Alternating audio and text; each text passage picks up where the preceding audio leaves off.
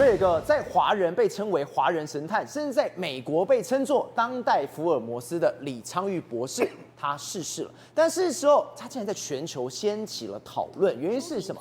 他真的太神了，神到怎麼樣？我們過去看到他的最厲害的一個代表作是什麼？竟然只靠着一滴血就破案了，而且對手可是曾經受過 CIA 訓練的人。那麼事實上呢，那麼國際鑑識專家李昌鈺博士啊，他的一生充滿了傳奇性。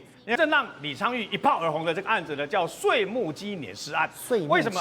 因為他是完全沒有證據，对，完全沒有任何證據。那麼李昌鈺當時接到一通電話，他在康乃狄克州的時候呢，他接到一通電話求助啊，是警方跟他這個警探跟他求助。原來在康乃狄克州的這個海倫失蹤的這位空姐海倫呢，她的老公理查是飛行員，但他們屬於不同的航空公司。結果航空公司打電話來說，他要飛飞機啊，他要飛啊，他是空服員啊，但沒有來報道，然後就跟他講說，因為他要回丹麥去。航空公司打電話回丹麥，娘家說沒有啊，沒有要回來啊，都不人就消失了。對，那就趕快報案，氣急敗壞，趕快報案等等呢。那找了半天，对不對？沒有任何的線索，他的車子，海倫的車子竟然出現在飛機場旁邊的停車場。好，這個時候就報案了嘛。那警方也經過查了以後都沒有線索嘛，人也找不到嘛。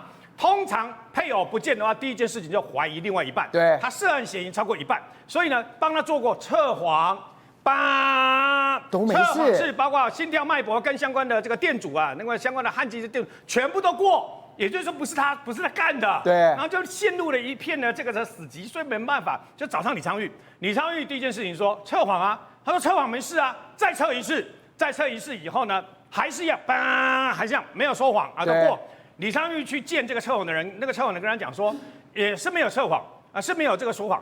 但是平靜的有點令人起雞皮疙瘩，也就是說他的測謊的記錄太平了。李昌鈺跟這些警察拿到搜索票進去裡面拿，進去裡面搜，因為這個女傭人曾經看過臥室啊，臥室有一塊地毯上好像有清潔過的東西，對。可後來主人就把這個臥室裡面的這個相關的毛毯呢丟掉，然後呢，那麼相關的家具呢給移了位置，所以他們就把家具全部搬開，查了以後，在很下面的地方呢，找到了很微弱的血跡，但是這微弱的血跡只充其量證實只是消失女主人海倫的，對。可是因為太小，所以沒有辦法證實說她已經死掉了，對。所以怎麼辦呢？李昌鈺知道一定有鬼，就請警方在那個外面他家外面的那個大馬路上面設路障攔車，問這幾天有沒有看到奇怪的人啊，奇怪的車啊？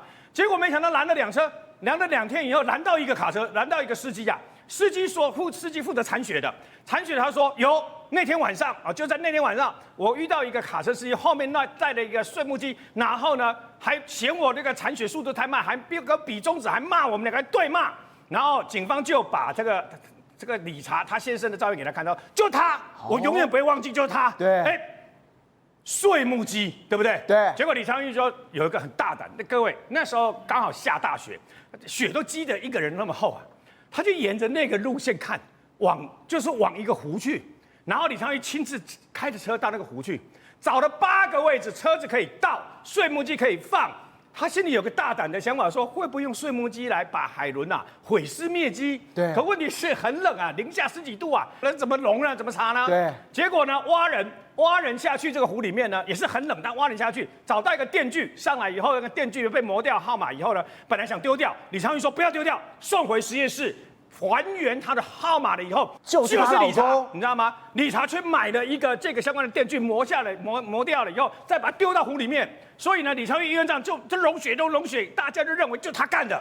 可問題是，就溶血，溶到第3個禮拜的時候呢，找到了一顆碎裂的牙齒。